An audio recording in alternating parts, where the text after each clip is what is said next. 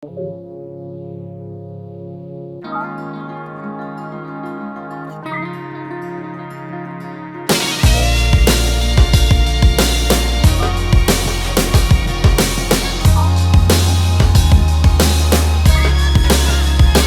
something brand new. Wrong side of the bed, my mind heavy. Lady to the right of me cries, she lied with me. Said I set my own time, leave only when I'm ready. And I should apologize, but my pride won't let me. Cause I'm a headstrong brother, mama told me that. Won't let anybody try, hold me back. Hold you close, you can hold me to that. I'ma show you the lanes and the cul-de-sacs. There's beauty in the bricks in the city that I'm from. Alright, we're down here for Geedup Clothing at the Byron Bay Beach Hotel to have a chat with Jimmy Nice and Nick Loopy from Spit Syndicate. Let's go see what they have to say. The city that I'm from, she said she wanna get a little routine on if that's alright. Yeah, that's right. Show me something brand new though, something that's out of this world like Pluto. Cause I've been trying to work it out like Pluto. Have a couple is 20 who've been living like they're 30. Don't get tired of hearing, baby, I just do whatever you do. One of the main ties we've heard of you guys being in quite tight with Solo and Adit from Horror Show. Yeah. Can we hear a story of something like about when you guys were younger, like fucking any trouble you got up to or loose nights or whatever? Plenty of trouble. I mean, Nick and I met through Solo. They went to school together, but we all kind of grew up in the same area. But yeah, I think the first time I met Nick, Solo that is, he was having a house party. I think it was his 17th or something. Yeah, younger than that, maybe younger than that. Anyway, Nick's older brother was a good rider from the inner west that we kind of knew through there. And yeah, I don't know, just loose house parties and shit like that. It's kind of how we all came together. And you say in the west, or what suburb? Well, we went to school. Me and Solo and Adit, we went to school in Petersham. Jimmy went to school in Leichhardt. I grew up in Ashfield, Summer Hill sort of area. So all around there. I went to school with Solo and with Adit. Sort of, they were in the one class in year 7 when we first started school, and I was in a different class, and we just connected, and that's how I, got into Australian hip hop. It was through Solo and his older brother, and so those guys were doing it before, and you kind of fucking heard what they were doing. We were just up on it. Had older brothers that were up on it. Like I didn't have an older brother with me on, but that group from that school were on it real early. Yeah, for sure. By that time, we were just like tripping out about the accents. It wasn't. It was all new. And we weren't. It was all weird, but yeah, definitely. He was definitely the first to jump on. Yeah, sweet. That's what I was going to ask as well. I know Exile was predominantly produced by Adit, wasn't it? Yeah. I think Adit's production is definitely something which ties it together, but at the same time, I think that a lot of the Adit beats that we rap on probably wouldn't be on a Horror Show album. So they're like two different styles of productions, especially with the new album. There are some songs which Adit has produced which don't sound like Horror Show at all. Yeah, for sure. On that new album, how's it been going in the studio and that's flowing real well? Is it close to it's all finished up and ready to release? Or? It is very close. I mean, every time we make albums, there's a fairly big gap in between. Yeah. Beauty in the Bricks, for example, that was a beat that it's one of the first beats that we got from Adit before he went overseas. We were sitting on that beat for like a year and a half. Really? And I just didn't really have any idea what that song was going to be about or what I was going to say, but when we wrote the verse, that's when it kind of started to make sense. And we wrote that little Beauty in the Bricks thing, which is now the chorus. That wasn't going to be the chorus, that was just part of my verse. And then we were like, alright, well, sit down, let's figure out the chorus. You couldn't fucking think of one.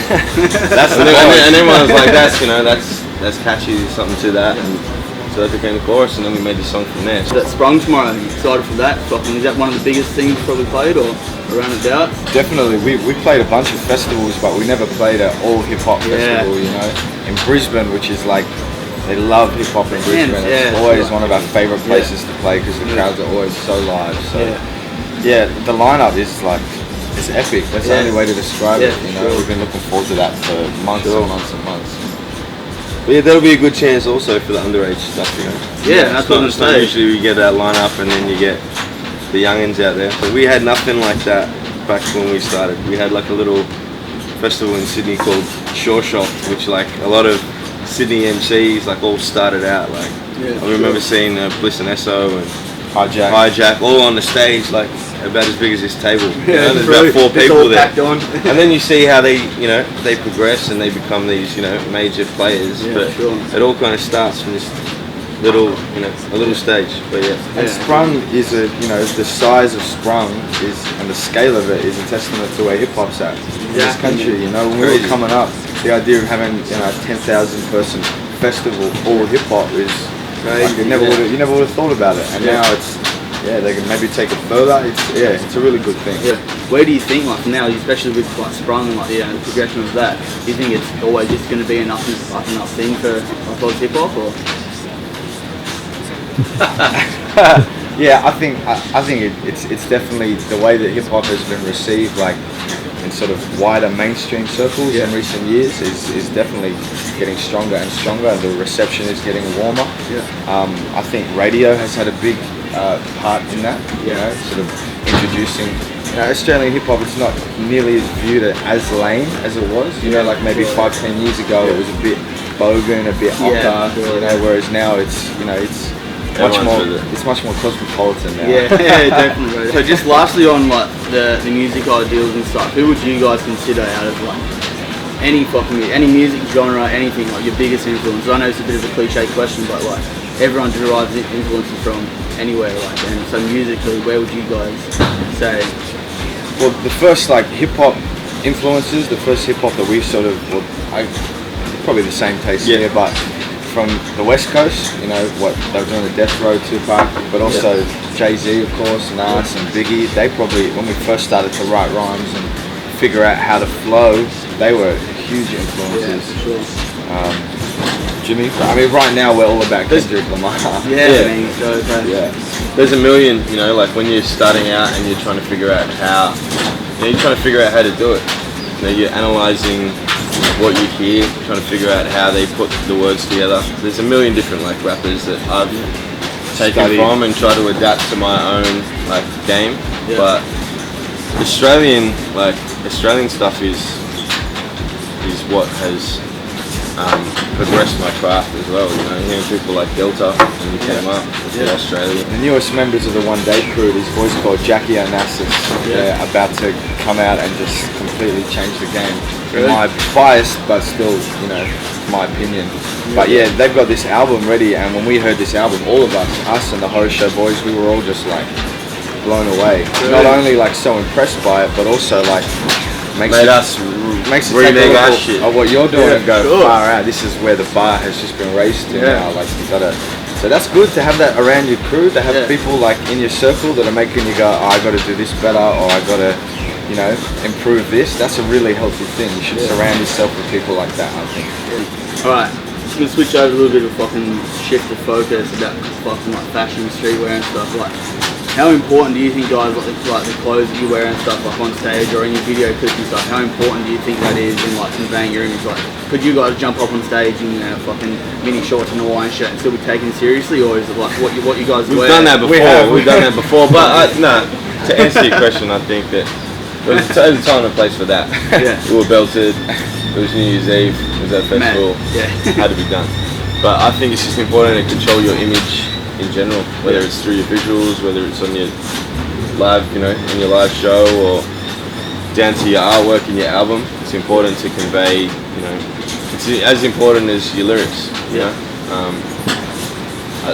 don't take ourselves as seriously with what we wear as what we say in the song. But I still think it's important to control who how people perceive you and whatnot. But I mean, it's not the most important thing, but it is important. We always, try to look fresh, we don't have any, stylists picking out things for us, we style ourselves. For sure, and that's the best way. I mean, you don't want someone telling you how to dress. You pick out the shit you like, and that's exactly what we do with our design. We pick out like influencing stuff, like we derive a lot of our influences from like the hip hop like culture, man, like the graffiti, like everything that entails. 100%. And so like we pick it. We don't like have other people telling us like how our label should go. And it's exactly the same with what you want to wear. What you wear, what the fuck you want to wear. It's an extension of you, expressing yourself. I don't know. You perform better if you got some fresh shit on. Definitely. Exactly. And so just lastly on our shit, You've obviously seen the new collection and stuff. Can you give us a bit of a wrap on that? What do you reckon about Geedup clothing, what we've done in the past couple of years? We're big fans. For one, I love the name because we always use that term. It's G up, or I'm feeling pretty G'd up, or G up. So it is a G up. It's G'd up. It's G'd up.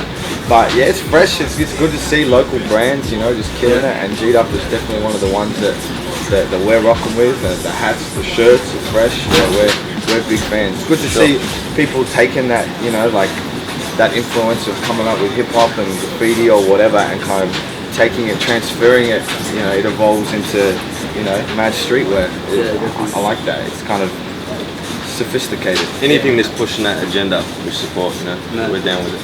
Yeah. Sweet. Well, boys, we appreciate it. Thanks for your time. Thank you, bro. Cheers for the beer. Time, bro. No worries.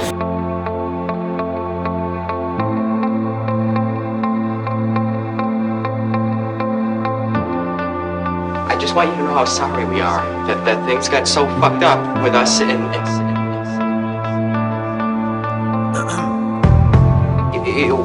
we got into this thing with the best intentions, really. Yeah. Alright.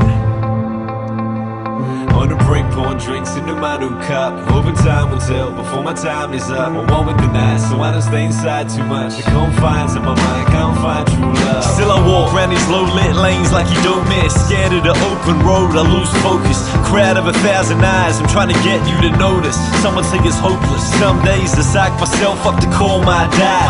Never had someone I could call my dad. I ain't even have a home phone at the pad. I called on myself when all turned bad. Fame gave me the start and still I pay homage. Imagine if you never called that radio office. Said I'm a rider, open mic, a train hopper. Find solace in the cloak of night like grave robbers. And I'm off to a view, get invited. High by the clouds with a view.